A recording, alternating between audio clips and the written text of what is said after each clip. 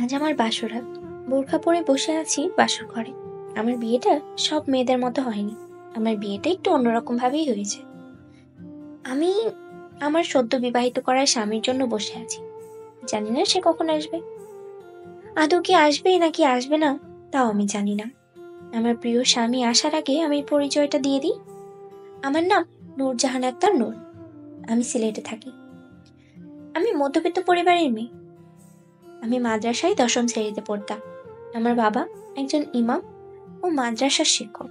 আমার মা গৃহিণী। আমার ছোট্ট একটা ভাই আছে, নাম ইব্রাহিম হাসান। আমার ভাইটা হাফিজি পড়ছে। আমার বাবা অনেক ধার্মিক। ছোটকাল থেকেই আমার মায়ের মতো আমাকেও পর্দায় রেখেছে। আমিও পর্দায় থাকতে পছন্দ করতাম, তাই এখনো পর্যন্ত আমাকে কেউ দেখেনি। যার সাথে আমার বিয়ে হয়েছে সে বড়লোক বাবার বখাটে ছেলে। সে আমাকে এখনো দেখেনি, আমিও তাকে এখন পর্যন্ত দেখিনি। তারা ২ ভাই বোন। আমার শাশুড়ির ছোট বোন আমাদের এখানেই থাকে। একদিন আমার শাশুড়ি এখানে বেড়াতে আসে। তার ছোট বোনের কাছে আমার কথা শুনে আমাকে দেখতে আসে। তারপর আমাকে দেখে আমার শাশুড়ির খুব পছন্দ হয়। আমার বাবার কাছে আমার শাশুড়ি বিয়ের প্রস্তাব জানায়, কিন্তু ছেলে বখাটে শুনে আমার বাবা না করে দেয়। কিন্তু তাতে তারা ফিরে যায়নি। তারা আমার বাবার কাছে অনেক আকুতি মিনতি করে আমার বাবাকে রাজি করায়। এই ছেলের কাছে আমার বাবা কিছুতেই বিয়ে দিতে চায়নি। তাদের জোরাজুরিতে এক পর্যায়ে রাজি হয়ে যায়। আমার বিয়ে ছোট ঘটা করে ঘরের মধ্যেই হয়েছে। তারপর আমাকে ঢাকা নিয়ে আসে। সিলেট থেকে ঢাকা আসতে আসতে রাত হয়ে যায়। কিছুক্ষণ আগেই আমাকে আমার ননদ রিনা একটা রুমে বসিয়ে দিয়ে বলে যায়, রাহাত ভাইকে পাঠিয়ে দিচ্ছি। আমি মনে মনে বললাম, ও তাহলে আমার স্বামীর নাম রাহাত। জানি না আমাকে মেনে নেবে নাকি নেবে না। এসব ভাবছি, হঠাৎ করেই দরজায় জোরে শব্দ হলো। আমি ভাবনার জগৎ থেকে ফিরে এসে সামনে তাকিয়ে দেখি আমার স্বামী আমার দিকে রাগে চোখে তাকিয়ে আছে। আমি একটু ভয় পেয়ে গেলাম। মৃদু স্বরে লম্বা একটা সালাম দিয়ে খাট থেকে নিচে নেমে তাকে সালাম করতে গেলাম। আর আমার স্বামী পিছিয়ে গেল আর বলতে লাগলো, এই মেয়ে, আমাকে টাচ করবে না। আমি শুধু আমার মমের কসম রাখতে গিয়ে তোমাকে বিয়ে করতে রাজি হয়েছি। আর না হলে এই রাহাত খান তোমার মতো আনকালচার মেয়েকে কখনোই বিয়ে করতো না। বাইরে সবাই জানবে আমরা স্বামী স্ত্রী, কিন্তু এই ঘরের ভিতরে আমি তোমাকে স্ত্রী হিসেবে কখনোই মেনে নেব না। কখনো স্ত্রীর অধিকার ফলাতে আসবে না। আর এই কথা আমার মমকে বললে তোমাকে আমি জানে মেরে ফেলবো। কথাটা মনে রেখো। আপনি নিশ্চিন্তে থাকুন, আমি এই কথা কাউকে বলবো না। যাও নিচে বা সোফায় গিয়ে ঘুমাও। আমার খাটে কখনোই ঘুমানোর সাহস করবে না। তার এই ব্যবহারে আমার খারাপ লাগলো। তারপরও মনকে শান্ত করে বালিশ খাতা উঠিয়ে সোফার উপরে রাখলাম। আমার স্বামীর দিকে তাকিয়ে দেখি সে খাটের উপরে শুয়ে মাথার উপরে হাত দিয়ে চোখ বন্ধ করে আছে। আমি একটা শাড়ি নিয়ে বাথরুমে গেলাম। ফ্রেশ হয়ে এসে দেখি সে ঘুমিয়ে গেছে। মেয়ে শাড়ির নামাজ আদায় করে সোফায় গিয়ে শুয়ে পড়লাম। ফজরের আজান শুনে ঘুম থেকে উঠলাম। উঁচু করে এসে আমার স্বামীকে আস্তে করে ডাক দিলাম, প্রিয় স্বামী, ফজরের আজান দিচ্ছে, আপনি ঘুম থেকে উঠিয়ে নামাজ পড়তে মসজিদে যান। একবার ডাক দিলাম, কিন্তু তার কোনো সাড়া শব্দ না পেয়ে তার গায়ে হাত দিয়ে ডাকতে লাগলাম, প্রিয় স্বামী, ফজরের আজান দিচ্ছে, আপনি দয়া করে ঘুম থেকে উঠে নামাজ পড়তে যান। এবার আমার স্বামী আমার দিকে ঘুম চোখে তাকিয়ে এক লাফ দিয়ে খাটের এক পাশ থেকে পড়ে গেল। আর আমি তার এই কাণ্ড দেখে একটু মুচকিয়ে হাসলাম। সে আমার দিকে তাকিয়ে বলল, ঘুমিয়েছিলাম, হঠাৎ করে কারো ডাক শুনে সামনে তাকিয়ে আমি ভোরকে লাফ দিয়ে খাটের নিচে পড়ে গেলাম। আর সে এটা দেখে মুচকি হাসতে লাগলো। ভয় ভয় আমি তাকে জিজ্ঞেস করলাম, তো তো তো তুমি কে? আমার রুমে কেন এসেছো? প্রিয় স্বামী, আমি আপনার স্ত্রী। কাল যাকে আপনি পবিত্র কালিমা পাঠ করে বিয়ে করেছেন, আমি সেই নারী আর আপনার স্ত্রী। আমি ওর কথা শুনে কিছুক্ষণ ওর দিকে তাকিয়ে রইলাম। এক অপূর্ব সৌন্দর্যের নূর ছড়াচ্ছে ওর মায়াবিনী চেহারা দিয়ে। আমি মুগ্ধ হয়ে তাকিয়ে আছি ওর দিকে। এভাবে তাকিয়ে থাকতে দেখে ওর সন্দেহ কণ্ঠে বলল, প্রিয় স্বামী, এইভাবে তাকিয়ে কি দেখছেন? ওর মুখে প্রিয় স্বামী ডাকটা শুনে আমার ভীষণ রাগ হলো। তাই দাঁড়িয়েই বললাম, এই মেয়ে, আমাকে প্রিয় স্বামী বলে ডাকবে না। আর আমার ঘুম কেন নষ্ট করছো? কেন আমাকে ডাক দিয়েছ? না মানে ফজরের আজান দিয়েছে, তাই নামাজ পড়তে ডাক দিয়েছিলাম। এই কথা শুনে আমার ভীষণ রাগ হলো, তাই আমি ওর কাছে গিয়ে গালে জোরে একটা চড় বসিয়ে দিলাম আর বলতে লাগলাম, আবার যদি আমার ঘুমের সময় আমাকে ডিস্টার্ব করেছিস তো তোকে আমি জানে মেরে ফেলবো। যা এখান থেকে। আমি কিছুক্ষণ গালে হাত দিয়ে তার দিকে তাকিয়ে চলে গেলাম নামাজ পড়তে। আর আমার প্রিয় স্বামী রাগে ফোঁসফোঁস করতে করতে বিছানাতে গিয়ে ঘুমিয়ে পড়ল। আমি নামাজ শেষ করে মোনাজাতে আল্লাহর কাছে প্রার্থনা করলাম, হে আল্লাহ, আমার কোনো কষ্ট ও দুঃখ নেই, তুমি শুধু আমাকে একটু ধৈর্য দিও। আমি যেন আমার স্বামীকে খারাপ রাস্তা ও বখাটে থেকে সঠিক পথে এবং তোমার রাস্তায় ফিরিয়ে নিয়ে আসতে পারি। আমার প্রিয় স্বামীকে তুমি সুস্থ রেখো, ভালো রেখো, তুমি তাকে হেদায়েত দান করো আল্লাহ, আমিন। মোনাজাত শেষ করে কিছুক্ষণ কোরআন শরীফ পাঠ করলাম। তারপর বোরখা পরে নিচে গিয়ে সবার জন্য নাস্তা রেডি করলাম। নাস্তা তৈরি করতে করতে সবাই উঠে গেল, শুধু আমার স্বামী ছাড়া। আমার শাশুড়ি মা নিচে এসে আমাকে রান্নাঘরে দেখে খুব খুশি হলো, আর আমি তাকে সালাম করলাম। আর সে আমাকে বলল, বেঁচে থাকো বৌমা, তুমি এত সকালে রান্নাঘরে কেন এসেছো মা? কাজের বুয়া আছে তো রান্না করার জন্য। তাতে কি হয়েছে মা, সে তো সব সময় রান্না করে, তাই আমি তাকে বলেছি রেস্ট নিতে, আজ আমি রান্না করব। মা, আপনারা টেবিলে গিয়ে বসেন, আমি খাবার দিচ্ছি। আমার লোক কি বৌমা। আচ্ছা, আমি তোমাকে একটা কথা জিজ্ঞেস করি। হ্যাঁ মা, বলেন কি বলতে চান। রাহাত কি তোমার সাথে খারাপ ব্যবহার করেছে? আমি এখন তাকে কি বলবো? মিথ্যা বলা যে পাপ। হে আল্লাহ, তুমি আমাকে মাফ করিও। না মা, সে আমার সাথে খারাপ ব্যবহার করেনি। আমি জানি রে মা, তুই মিথ্যা কথা বলছিস। জানিস মা, আমার ছেলেটা খুব ভালো ছিল, কোনো নেশা করতো না, মেয়েদের সাথে খারাপ ব্যবহার করতো না। কিন্তু এই 3 বছর ধরেই আমার ছেলেটা কেমন যেন হয়ে গেছে।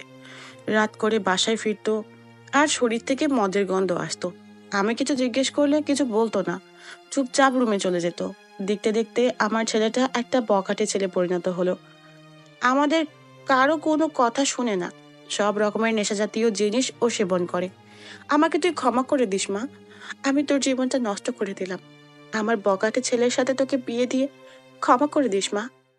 মা, আপনি এভাবে বলবেন না। আমার আর তার জুটি মহান আল্লাহ ঠিক করে রেখেছে, সেটা তো আমরা বদলাতে পারবো না। আপনি দয়া করে আমার কাছে ক্ষমা চাইবেন না। মা, তুই আমার ছেলেটাকে বখাটে থেকে ভালো পথে ফিরিয়ে নিয়ে আসতে পারবি না? আমি আমার ছেলেকে তোর হাতে তুলে দিলাম। দোয়া করবেন মা, আপনার মনে আসা মহান আল্লাহ ঠিক পূরণ করবে। তাই যেন হয় রে মা। এখন চলেন, টেবিলে খাবার দিচ্ছি। মা, রাহাত কি ঘুম থেকে উঠেছে? না মা, তিনি এখনো ঘুমাচ্ছে। ও মা, রাহাত সকালে কফি খায়, তুমি বুয়াকে বলে কফি উপরে পাঠিয়ে দিও। মা, আমি তাকে কফি বানিয়ে দিয়ে আসছি, আপনারা রাস্তা করেন। ঠিক আছে মা। আমি কফি বানিয়ে উপরের রুমে নিয়ে গেলাম, তারপর আস্তে করে ডাক দিতে লাগলাম, প্রিয় স্বামী, আমি আপনার জন্য কফি নিয়ে এসেছি। প্রিয় স্বামী, উঠুন, সকাল হয়ে গিয়েছে। ঘুমাচ্ছিলাম, কে যেন প্রিয় স্বামী বলে ডাকছে। উঠি দেখি সেই মেয়েটি কফি হাতে দাঁড়িয়ে আছে। ওকে দেখে আমার রাগ উঠে গেল, তাই আমি কফির মগটা ওর হাত থেকে নিয়ে ওর ডান হাতটা ধরে গরম কফির মগের ভিতরে ঢুকিয়ে দিলাম। ওর মুখ থেকে আস্তে করে একটাই আওয়াজ বের হলো, আ। আমি অবাক হয়ে তাকিয়ে আছি। কিছুক্ষণ পর দেখলাম ওর চোখ থেকে পানি বের হচ্ছে, তাই আমি ওকে ছেড়ে দিয়ে ওয়াশরুমে চলে গেলাম। 2বার ডাকার পরেই সে উঠল, তার চেহারাতে রাগী ভাব ছিল। সে উঠেই আমার হাতে থেকে কফির মগটা নিয়ে আমার ডান হাতে মগের ভিতরে ঢুকিয়ে দিল। কফিটি অনেক গরম ছিল, তাই আমি বেহায় করে উঠলাম। তারপর সে আমার হাত মগের ভিতরেই ধরে রেখেছিল। আমি সহ্য করতে পারছি না, আমার চোখ দিয়ে পানি পড়তে লাগলো। এটা দেখে সে আমার হাত ছেড়ে দিয়ে বাথরুমে চলে গেল, আর আমি সামনে জগের ভিতরে হাত দিয়ে বসে আছি, আমার চোখ দিয়ে শুধু পানি পড়ছে। তারপর সে ফ্রেশ হয়ে বেরিয়ে বলল, এই, তুই এখনো এখান থেকে যাস নাই কেন? ন্যাকার কান্না অন্য জায়গায় গিয়ে কান, আমার সামনে কান্না করবি না, যা এখান থেকে। ঠিক আছে প্রিয় স্বামী, আমি চলে যাচ্ছি, কিন্তু আপনি কি নিচে গিয়ে খাবেন, নাকি আমি আপনার খাবার উপরে নিয়ে আসবো? এই, তোকে আমি বলেছি না আমাকে প্রিয় স্বামী বলে ডাকবি না? কেন ডাকিস? যা এখান থেকে। আমি নিচে গিয়ে খাবো। নূরজাহান কিছু না বলেই নিচে চলে গেল। নিচে গিয়ে দেখে সবাই খাবার খাচ্ছে। বৌমা, রাহাত ঘুম থেকে উঠেছে? জি মা, উনি রেডি হয়ে আসছে। ভাবি, তুমি খেতে বসো আমাদের সাথে। রিনা, তুমি খেয়ে নাও, তোমার ভাইয়ার খাবার খাওয়ার পর আমি খাবো। এই কথা শুনে নূরজাহানের শাশুড়ি শ্বশুর রিনা একটু অবাক হলো। কিছুক্ষণ পর রাহাতের নিচে নেমে কারোর সাথে কথা না বলি চেয়ারে বসে খেতে শুরু করলো। কে রে, বৌমা তোর জন্য না খেয়ে বসে আছে আর তুই এসেই খেতে বসে গেলি, বৌমাকে না ডাক দিয়েই? এই কথা শুনে আমার রাগ উঠে গেল। তারপরও নিজেকে শান্ত করে বললাম, আমি তো তাকে না করিনি খেতে, সে চাইলে আমার পাশে বসে খেতে পারে। রাহাত ভালো করেই জানে নূরজাহান ওর সাথে খেতে বসবে না, কারণ ওর হাত গরম কফিতে পুড়ে গেছে। আপনারা খেয়ে নেন, আমি পরে খাবো। রাহাত এটা শুনে মনে মনে টেবিল হাসি দিল। রাহাত খাওয়া শেষে বাহিরে চলে যেতে নিলে ওর মা ওকে ডাক দিয়ে বলে, রাহাত, কোথায় যাচ্ছ? আজ থেকে তুমি অফিসে গিয়ে বসবে তোমার বাবার সাথে। ওহ মম, এখন না, আর কয়েকদিন পর বসবো। এখন আমি যাই, আমার একটা জরুরি কাজ আছে। দেখেছো তোমার ছেলেটা একটা কথাও শোনে না। বাবা থাক না, আপনারা খেয়ে নেন। বৌমা, তুমি খেয়ে উপরে গিয়ে রেস্ট নাও। ঠিক আছে মা। রিনা ও শাশুড়ি উপরে চলে গেল আর নূরজাহানের শ্বশুর অফিসে চলে গেছে। নূরজাহান খাবার নিয়ে বসে আছে, কিভাবে খাবে তা বুঝতে পারছে না। ওর হাতে অনেক জ্বালা পোড়া করছে। কোনো রকম খেয়ে উপরে চলে গেল। বিকেলে নূরজাহান সেই পোড়া হাত নিয়ে রান্না করলো। শাশুড়ি অনেকবার না করেছিল, কিন্তু নূরজাহান তা শোনেনি। দুপুর হয়ে গেছে, রাহাত এখনো বাসায় আসেনি। নূরজাহান গোসল করে জোহরের নামাজ আদায় করে রিনার রুমে গেল। আসতে পারি রিনা? আরে ভাবি, এত পারমিশন নেওয়ার দরকার নেই। বলছিলাম যে তোমার ভাইয়া কখন আসবে আর সে কোথায় গিয়েছে? কোথায় আর যাবে, সে ডে নাইট ক্লাব ছাড়া ভাইয়া দুপুরে বাসায় আসে না, একেবারে রাতে বাসায় আসে। ও, সেখানে কি করে সে?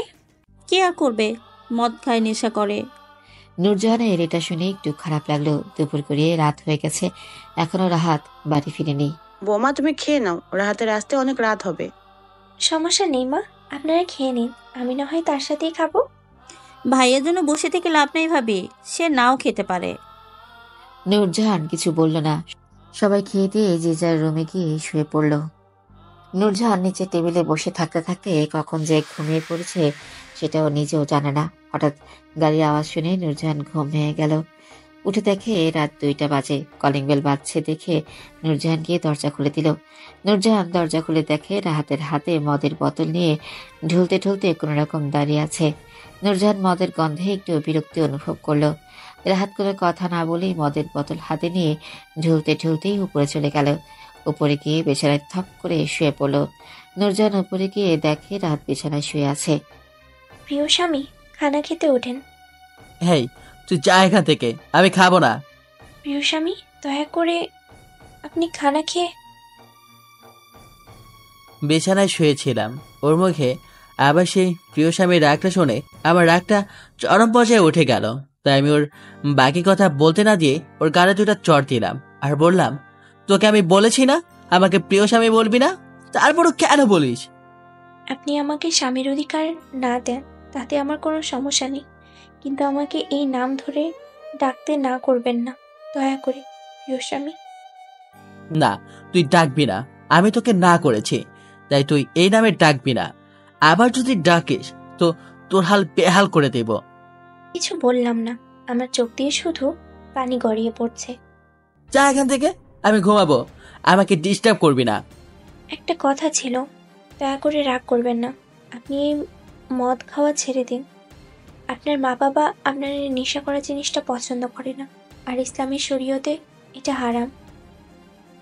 আনাস ইবনে মালিক রাদিয়াল্লাহু আনহু থেকে বর্ণিত, রাসূল সাল্লাল্লাহু আলাইহি ওয়াসাল্লাম বলেছেন, নেশাদার দ্রব্য পানকারী জান্নাতে যাবে না, পিতামাতার অবাধ্য ব্যক্তি জান্নাতে যাবে না, ফোঁটাদানকারী জান্নাতে যাবে না। তাকবীর, হা 2363। আব্দুল্লাহ ইবনে আমর থেকে বর্ণিত, যে ব্যক্তি মদ পান করবে আল্লাহ তার উপরে 40 দিন অসন্তুষ্ট হবেন। আহমদ, হা 27 64 4 তাকবীর হাক 34 10। তাই প্রিয় স্বামী, আপনি এসব দ্রব্য পান করা ছেড়ে দিন। এইসব দ্রব্য স্বাস্থ্যের জন্য ক্ষতিকর। নিচে তাকিয়ে মৃদুস্বরেই এই কথাগুলো বললাম। চোখ তুলে তার দিকে তাকিয়ে দেখলাম তার চোখ রাগে লাল হয়ে গেছে। আমি এটা দেখে ভয়ে আমার হাত পা কাঁপছে। ওর এই হাদিস শুনে আমার মাথাটা আরো গরম হয়ে গেল। আমি ওর গাল চেপে ধরে বললাম, তো সাহস দিন দিন বাড়ছে তাই না? অনেক তো হাদিস শুনিয়েছিস। এই রাহাত খানের সাথে কেউ উঁচু কণ্ঠে তো দূর, নিচু কণ্ঠেও কথা বলতে পারে না। আর তুই থার্ড পার্সন মেয়ে হয়ে আমাকে হাদিস শোনাচ্ছিস? তোর হাদিস শোনানো আজ বের করবো আমি। এই কথা বলে রাহাত নূরজাহানের বোরখার টান দিয়ে ছিঁড়ে ফেলল। নূরজাহান ভয়তে কিছু বলতেও পারছে না। নূরজাহান শাড়ি পরা ছিল। রাহাত নূরজাহানকে ধাক্কা দিয়ে সোফার উপর ফেলে দিল। তারপর প্যান্টের বেল্ট খুলে হাতে মোট করে নিয়ে নূরজাহানের পিঠের উপর আঘাত করতে লাগলো। নূরজাহান ব্যথায় ছটফট করতে শুরু করলো। তারপরও মুখ দিয়ে একটাও শব্দ বের হলো না। রাহাত জোরে জোরে আঘাত করতে লাগলো। কিছুক্ষণ আঘাত করার পর রাহাত অবাক হয়ে গেল। এত মারার পরও মুখ থেকে কোনো শব্দ বের হচ্ছে না দেখে। এইটা দেখে আরো জোরে জোরে মারতে শুরু করলো। নূরজাহান আর সহ্য করতে না পেরে একসময় অজ্ঞান হয়ে মাটিতে পড়ে যায়। রাহাত আঘাত করা থামিয়ে দিয়ে নূরজাহানের কাছে গিয়ে দেখে অজ্ঞান হয়ে গিয়েছে। রাহাত এটা দেখে একটু ঘাবড়ে যায়। তাই সোজা রুম থেকে বেরিয়ে গাড়ি নিয়ে ক্লাবে চলে যায়। আর নূরজাহান সেখানেই সেন্সলেস হয়ে পড়ে থাকে। সকালে সবাই ঘুম থেকে উঠে গিয়েছে। নূরজাহান ঘুম থেকে উঠেনি দেখে নূরজাহানের শাশুড়ি রিনাকে ডাক দিয়ে নূরজাহানের রুমে পাঠায়। রিনা রুমে গিয়ে দেখে নূরজাহান মাটিতে পড়ে আছে আর পিঠে কালো লম্বা দাগ হয়ে আছে। কয়েকটা ক্ষতস্থান থেকে রক্ত বের হয়ে শুকিয়ে গেছে।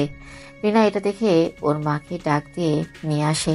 ওদের বুঝতে বাকি থাকে না যে এটা রাহাতই করেছে। তারপর নূরজাহানকে ধরে বিছানায় শুয়ে দিয়ে মহিলার ডাক্তারকে খবর দেয়। ডাক্তার এসে স্যালাইন লাগিয়ে দিয়ে যায় আর কিছু মলম ও মেডিসিনের নাম লিখে দিয়ে যায়। নূরজাহানের শাশুড়ি ওর পাশে বসে কান্না করতে থাকে তার ভুলের জন্য। তার ছেলের সাথে বিয়ে দিয়ে কাজটা ঠিক করেনি। রিনা ও রিনার বাবা রাহাতকে অনেকবার কল দেয়, কিন্তু রাহাতের ফোন বন্ধ পায়।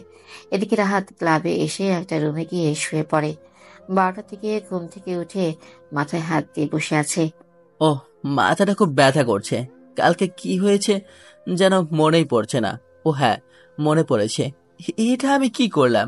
রাগের মাথায় আমি ওর গায়ে হাত তুললাম। ওই মেয়েটা মনে হয় সবকিছু মম ড্যাডকে বলে দিয়েছে। ড্যাড মম এবার আমাকে বাড়ি থেকে বের করে দেবে। শিট, কেন যে মেয়েটার গায়ে হাত তুলতে গেলাম। যাই, বাসায় গিয়ে দেখি মেয়েটার কি অবস্থা। রাত বেড থেকে উঠে সোজা বাড়ির দিকে রওনা দেয়। বাসার ভেতরে গাড়ি থামিয়ে ভেতরে যায়। ভেতরে গিয়ে দেখে মাসুম খান, রাতের বাবা, মাথায় হাত দিয়ে বসে আছে।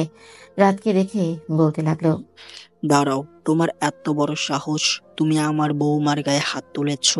রুনা বেগম এসে জোরে 2টা থাপ্পড় দিল আর বলতে লাগলো, তুই কি জানিস তুই একটা জানোয়ারের চেয়েও খারাপ হয়ে গেছিস?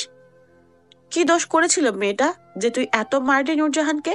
আরে তোর কপাল ভালো তাই নূরজাহানের মতো একটা বউ পেয়েছিস। না না, তোর দোষ না, দোষ তো আমার। আমিই ভুল করে একটা বকাটে ছেলের সাথে একটা পর্দাশীল মেয়েকে বিয়ে দিয়েছি। আমি ভেবেছিলাম বিয়ের পর তুই ভালো হয়ে যাবি, কিন্তু আমি ভুল ছিলাম। বকাটে ছেলেরা কখনো ভালো হয় না। আর একটা ভুল করেছি, কি জানিস? তোকে জন্ম দিয়ে। এটাই আমার বড় ভুল ছিল। আর একবার যদি এরকম ভুল করিস তাহলে আমি তোকে ত্যায্য পুত্র করব, কথাটা মনে রাখিস। রাত কিছু বলছে না, মাথা নিচু করে সব শুনছে। মাসুম খানের কথাটায় রাগ হলো রাহাতের। রাগে গজগজ করতে করতে উপরে চলে গেল। উপরে গিয়ে দেখে নূরজাহান অজ্ঞান হয়ে বিছানায় শুয়ে আছে। ওর হাতে স্যালাইন লাগানো, ওর সারা শরীরে কালো দাগ। রাত নূরজাহানের চেহারা থেকে তাকিয়ে আছে। ওর একটু খারাপ লাগলো, পরে আবার রাগ উঠে গেল। তোর জন্য মমডারা আমাকে অনেক কথা শুনিয়েছে, এ শোধ আমি নেবই, কিন্তু ওর চেহারায় একটা অদ্ভুত মায়া আছে। ছি, এগুলো আমি কি বলছি? ওর জন্য আমার বকা শুনতে হলো। একবার ভালো হয়ে নাও, তোমার কবর আমি নিয়েই ছাড়বো।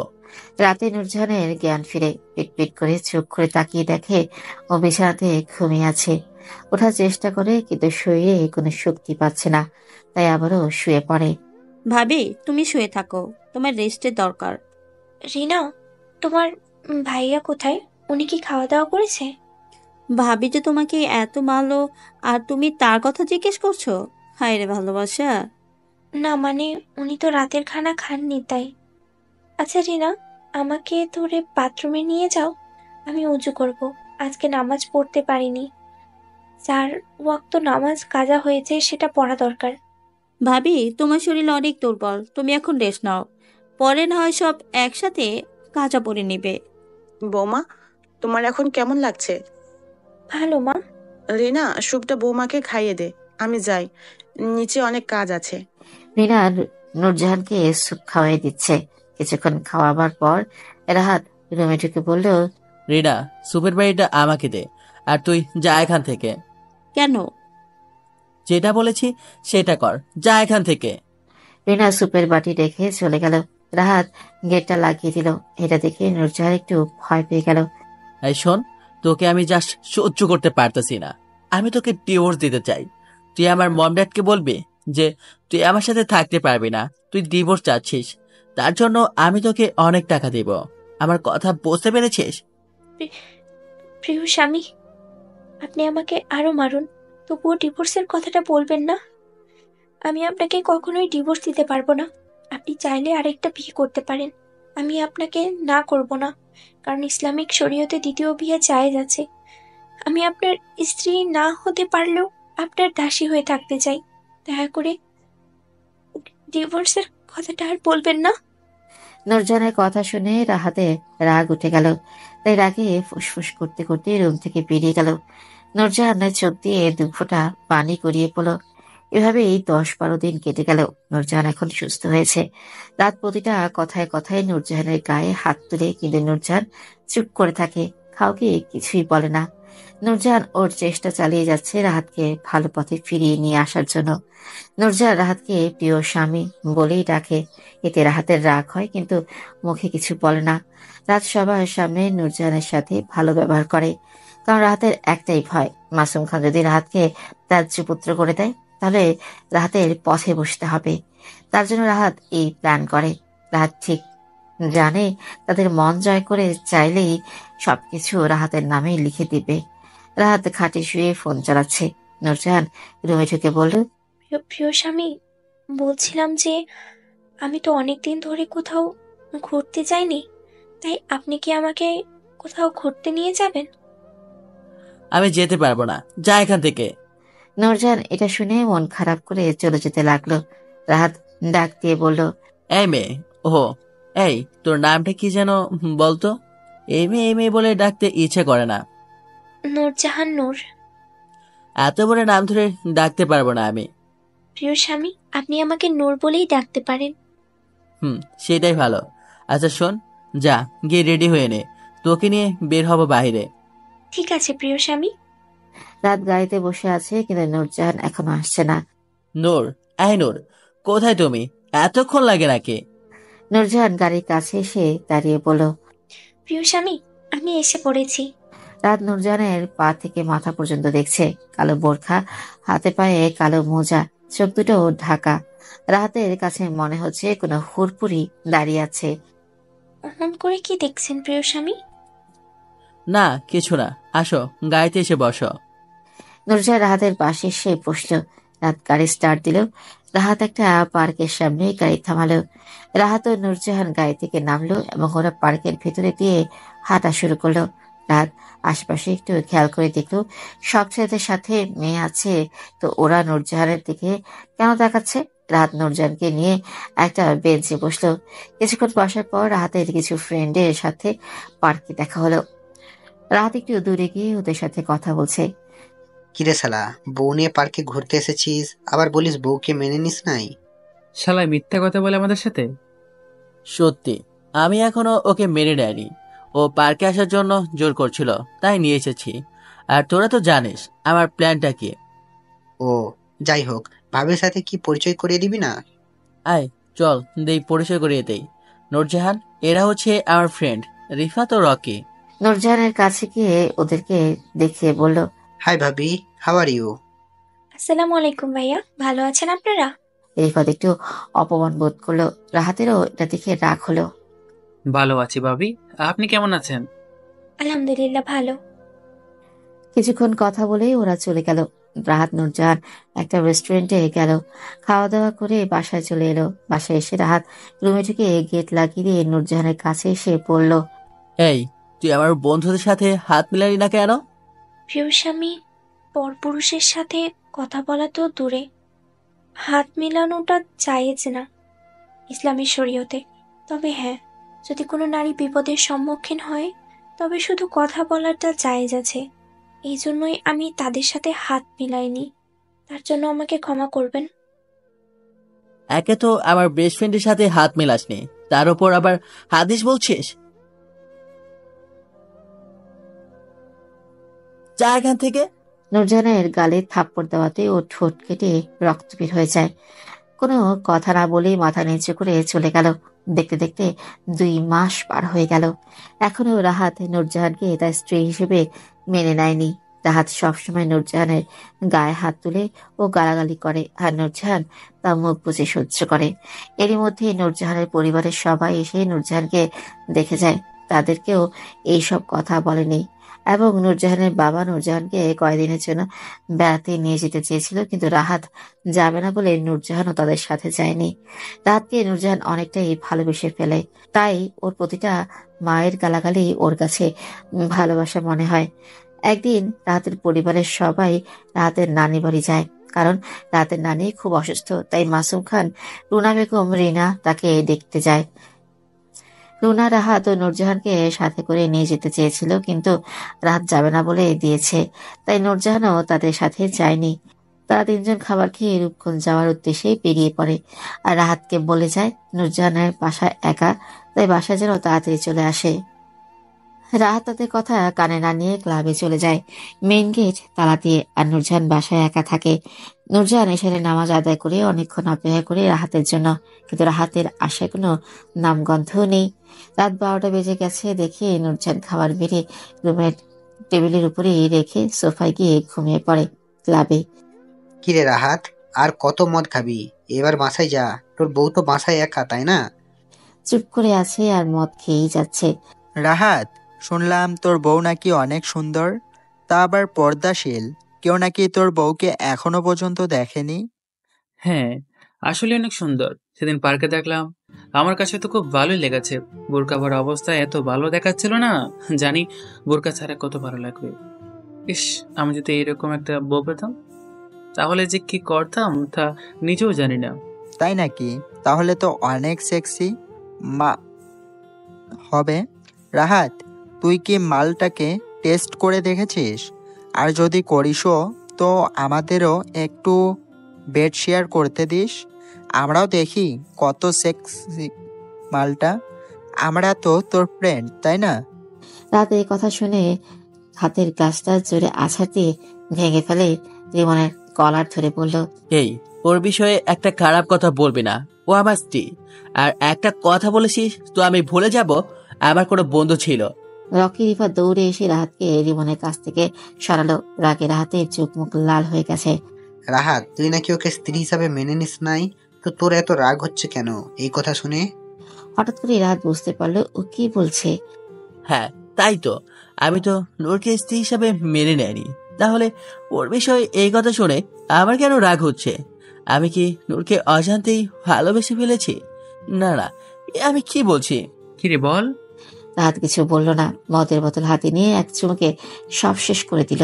তারপর বোতলটা মাটিতে আছাড় দিয়ে ফেলে ক্লাব থেকে বের হয়ে গাড়িতে গিয়ে বসে গাড়ি স্টার্ট দিল। ওরা অবাক হয়ে ওর যাওয়ার দিকে তাকিয়ে রইল। রাত বাসায় পৌঁছে গাড়ি থেকে নেমে ঢুলতে ঢুলতে গেটের সামনে গেল। তালা খুলে গেট বন্ধ করে সোজা উপরে চলে গেল। এই কয়দিনে তুলনায় আজ মদটা বেশি খেয়ে ফেলেছে রাহাত। রুমে গিয়ে দেখে নূর খাবার টেবিলে রেখে সোফায় গিয়ে শুয়ে পড়েছে। ঢুলতে ঢুলতে গেট লাগিয়ে বিছানায় গিয়ে বসলো। নূর বোরখা খুলে নীল রঙের শাড়ি পরে ঘুমিয়েছিল। ঘুমন্ত অবস্থায় নূরকে খুব সুন্দর লাগছিল। রাত বিছানায় বসে এক দৃষ্টিতে সোফায় ঘুমানো নূরের দিকে তাকিয়ে আছে। ওর চোখে কামনার নেশা ফুটে উঠেছে। রাত আস্তে আস্তে হেঁটে নূরের কাছে গেল। এক ধীরে কিছুক্ষণ নূরের দিকে তাকিয়ে রইল। তারপর আস্তে করে নূরকে কোলে উঠিয়ে বিছানায় নিয়ে শোয়ালো। রাহাত নূরের গোলাপি ঠোঁটে ঠোঁট রেখে কিস করতে লাগলো। হঠাৎ করে নূর ঠোঁটে কারো স্পর্শ পেয়ে জেগে উঠলো। নূর তাকিয়ে দেখলো রাহাত ওর ঠোঁটে কিস করছে। নূর কিছু না বলে জোরে একটা ধাক্কা দিল। রাহাত নিচে গিয়ে পড়ল। নূর শোয়া থেকে উঠে বসে গেল। নূরের ধাক্কায় রাহাতের প্রচন্ড রাগ হলো। ক্ষমা করবেন প্রিয় স্বামী, আমি আসলে বুঝতে পারিনি। আর দয়া করে আমাকে ওই নেশায় অবস্থায় স্পর্শ করবেন না। আপনি আজ অনেক নেশা করেছেন, আমি চাই না আপনি এই নেশা অবস্থায় আমাকে স্পর্শ করেন। এমনিতেই এই ধাক্কাতে রাহাতে রাগ উঠেছে, তার উপর এই কথা শুনে আরো রাগ উঠে গেল। রাহাত উঠে কিছু না বলে নূরের চুলের মুঠি ধরে ঠোঁটে কিস করতে লাগে। নূর মদের গন্ধে মনে হচ্ছে এক্ষুনি বমি করে দিবে। ধাক্কা দিয়েও সরাতে পারছে না রাহাতকে। চেপে ধরে কিস করতে থাকে। এক সময় কিসগুলো কামড়ে পরিণত হয়। রাহাত কি করছে সেটাও নিজেও জানে না। রাহাত হিংস্র পশুর মতো নূরের উপর ঝাঁপিয়ে পড়ে। নূর কিছুতেই রাহাতকে বাধা দিতে পারে না। চোখ দিয়ে শুধু পানি গড়িয়ে পড়ে। নূর একসময় সহ্য করতে না পেরে সেন্সলেস হয়ে যায়। রাহাত ওর কাজ শেষ করে নূরের বুকের উপরে শুয়ে পড়ে। সকালে নূরের জ্ঞান ফিরে পিট করে চোখ খুলে তাকিয়ে দেখে রাহাত ওর বুকের উপর ঘুমিয়ে আছে। নূরের কাল রাতের কথা মনে পড়ে যায়। নূরের শরীরে কোনো শক্তি নেই। আস্তে করে রাহাতকে বুকের উপর থেকে নামিয়ে গায়ে শাড়ি জড়িয়ে বাথরুমে চলে যায়। বাথরুমে গিয়ে গোসল করে বোরখা বলে নিচে যায়। নিচে নেমে রান্না করতে শুরু করে, কিন্তু নূরের শরীর এতটাই দুর্বল ছিল, নূর রান্নাঘরে অজ্ঞান হয়ে পড়ে যায়। রাতের ঘুম থেকে উঠে দেখে ওর শরীরে কোনো কাপড় নেই। উঠে বসে রাতের কথা ভাবতে থাকে আর সব মনে পড়ে যায়। ও শিট, এটা আমি কি করে ফেললাম? শিট। রাগ ও নেশার মাথায় আমি নূরকে এখন আমি কি বলবো? যাই, আগে ফ্রেশ হয়ে আসি। রাহাত ফ্রেশ হয়ে বের হয়ে নূরের জন্য অপেক্ষা করছে, কিন্তু নূরের আসার কোনো নামগন্ধও নেই। তাই ও নিচে নেমে নূর বলে ডাকতে থাকে, কিন্তু কোথায় কোনো সারা শব্দ পাচ্ছে না। এক পর্যায়ে রান্নাঘরে যায়। সেখানে গিয়ে দেখে নূর রান্নাঘরে মেঝেতে অজ্ঞান হয়ে পড়ে আছে। দৌড়ে নূরের কাছে যায়। নূর, এই নূর, না ওরছে না তো, ডাক্তার ডাকতে হবে। নূরকে কোলে করে উপরে নিয়ে যায়। বিছানায় শুইয়ে দিয়ে বোরখা খুলে দেয়।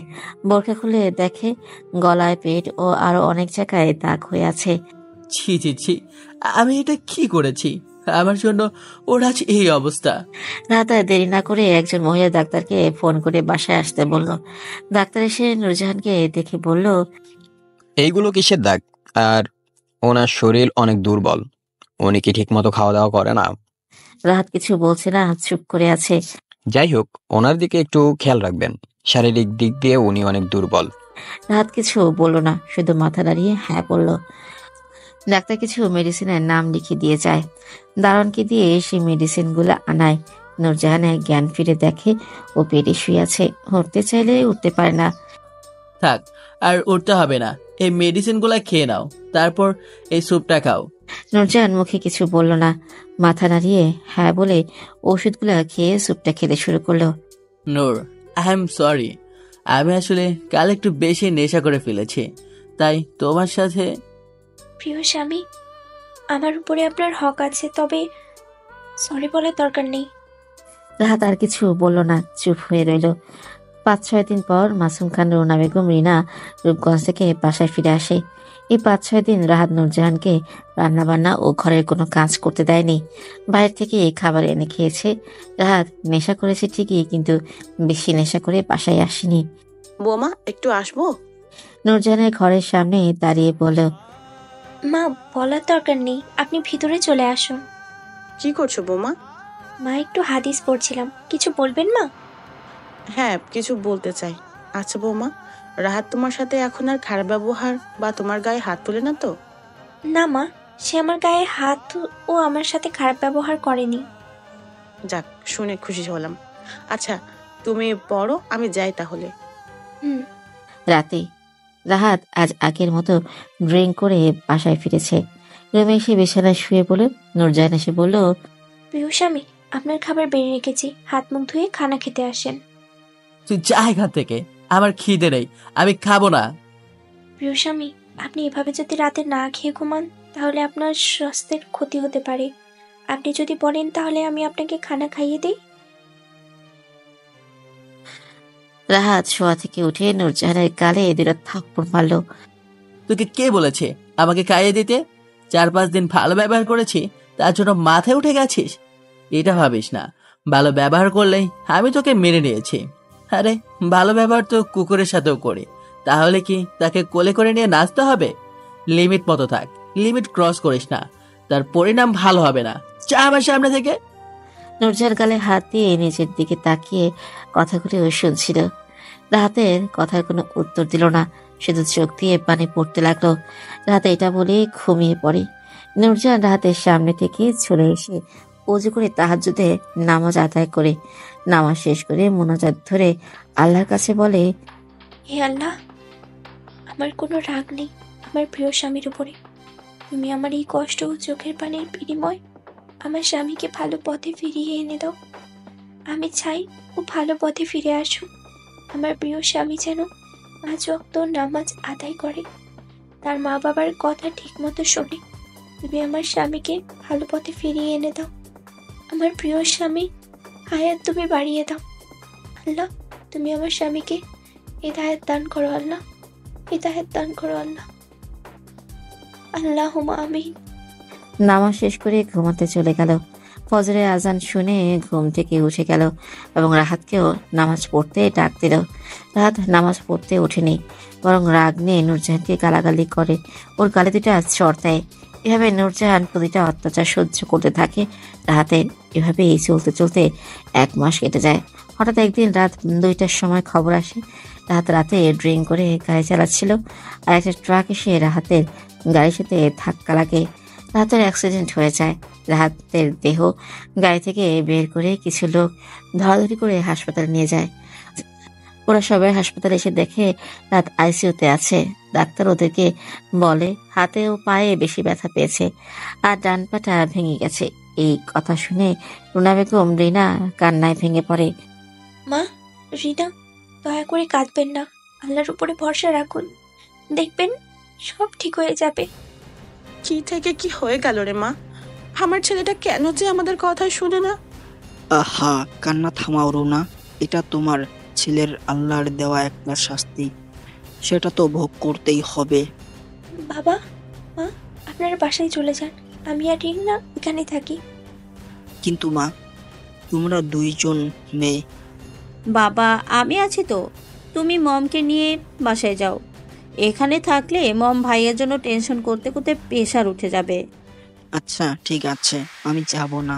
জালালকে বলে তোর মমকে বাসায় পাঠিয়ে দিচ্ছি। সেটাই ভালো হবে বাবা। মাসুম খান রুনা বেগমকে বাসায় পাঠিয়ে দেয়। মাসুম খান, নূরজাহান ও রিনা আইসিইউর পাশের সিটে বসেছিল। ডাক্তার আইসিইউ থেকে বের হয়ে বলল, রোগীকে বেডে দেওয়া হয়েছে, আপনারা চাইলে তাকে দেখতে পারেন, তবে হ্যাঁ, বেশি কথা বলবেন না। ডাক্তার এটা বলেই চলে যায়। নূরজাহান, মাসুম খান, রিনা রাহাতকে যেই রুমে রাখা হয়েছে সেখানে যায়। সেখানে গিয়ে দেখে রাহাতের হাতে পায়ে ব্যান্ডেজ করা ও হাতে স্যালাইন লাগানো। নূরজাহান এটা দেখে কান্না ধরে রাখতে পারে না, নীরবে কেঁদেই যাচ্ছে। রাতটা কোনো রকম পার হয়ে সকাল হলো। রাহাতের এখনো জ্ঞান ফিরেনি। এটা দেখে সবাই আরো টেনশনে পড়ে গেল। ডাক্তার বলেছে রোগী প্রচুর নেশা করেছিল, তাই জ্ঞান ফিরতে দেরি হবে। নূরজাহান যায় নামাজে বসে কেঁদেই যাচ্ছে, খাওয়া দাওয়া ছেড়ে দিয়ে। রাত 4টায় রাহাতের জ্ঞান ফিরে। আস্তে করে পিটপিট করে চোখ খুলে তাকিয়ে দেখে চারিদিকটা। রাত বুঝতে পেরেছে ও এখন কোথায় আছে। হঠাৎ করে রাহাতের কানে কান্নার আওয়াজ শুনতে পায়। রাহাত একটু নড়ে উঠল, দেখার জন্য ওকে কান্না করছে দেখার জন্য। জ্ঞান ফিরে আসার পর দেখলাম আমি হাসপাতালে।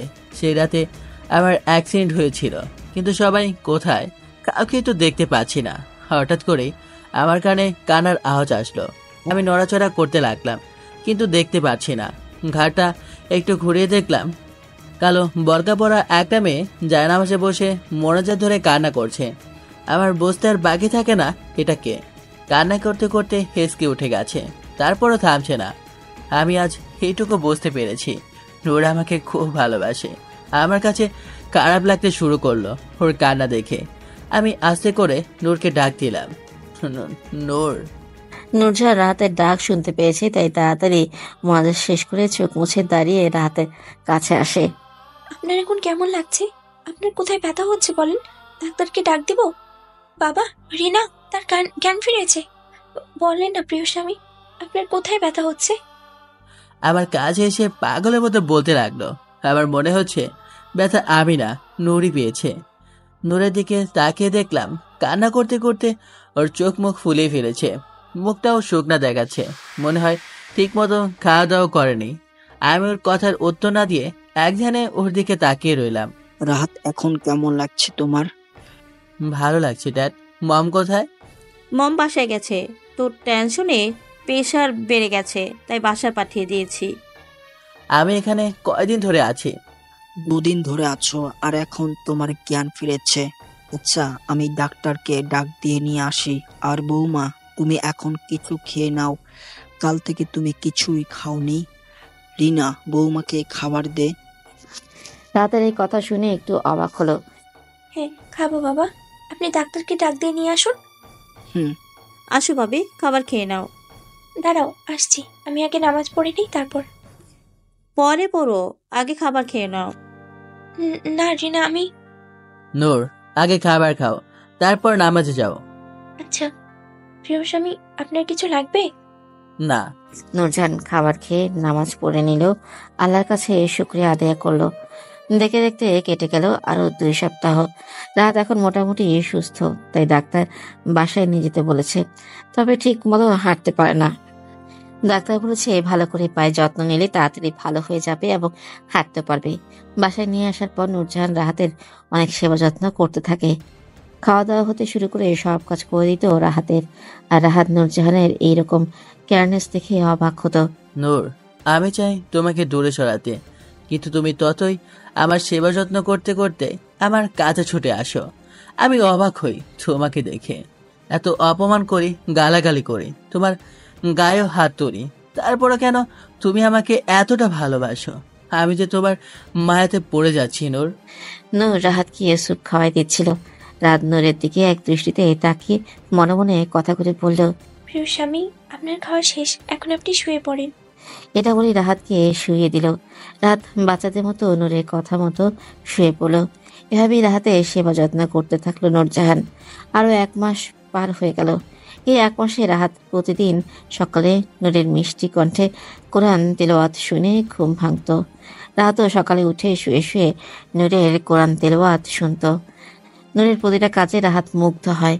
এখন নূরকে কাছ থেকে দেখছে, তাই রাহাত আস্তে আস্তে নূরের প্রতি দুর্বল হয়ে পড়ে। রাহাতের পা বেশি ভালো না হলেও অনেকটাই ভালো হয়েছে। লাঠি ভর দিয়ে হাঁটে রাহাত। একদিনের হঠাৎ করেই মাথা ঘুরিয়ে পড়ে যায়। সবাই এটা দেখে খুব চিন্তিত হয়ে যায়। মাসুম খান ডাক্তারকে খবর দেয়। সেদিন রাহাত বাসায় ছিল না, ক্লাবে গিয়েছিল। ডাক্তার নূরকে দেখে বলে, মিসেস খান, মিষ্টি নিয়ে আসুন, আপনি দাদি হবেন। আলহামদুলিল্লাহ। ওগো, শুনেছো, তুমি দাদা হতে চলেছ। আলহামদুলিল্লাহ। ভাবি, তোমাকে যে কিভাবে ধন্যবাদ দিব। আমাদের ঘরে নতুন অতিথি আসছে। মিসেস খান, আমি তাহলে যাই। আর হ্যাঁ, আপনার বৌমার শরীরের দিকে খেয়াল রাখবেন। ঠিক আছে। এটা বলে ডাক্তার চলে গেল। সবাই এই কথা শুনে অনেক খুশি হয়েছে। নূরজাহানের পরিবারের সবাইকে এই খবর জানিয়ে দেয়, তারাও অনেক খুশি হয়েছে। নূরজাহান মনে মনে আল্লাহর কাছে শুকরিয়া আদায় করছে। ভাবি, তুমি বসো, আমি মিষ্টি নিয়ে আসছি এখনই। জানো বৌমা, আমরা আজ অনেক খুশি। আমি তো ভাবছিলাম আমরা নাতিপুতির মুখ দেখতেই পারবো না, তার আগেই মরে যাব। মা, এসব কথা বলবেন না, দয়া করে কাঁদবেন না। আল্লাহ আপনার মনের আশা পূরণ করেছেন। হ্যাঁ রে মা, তার জন্য আল্লাহর কাছে লাখো লাখো শুক্রিয়া।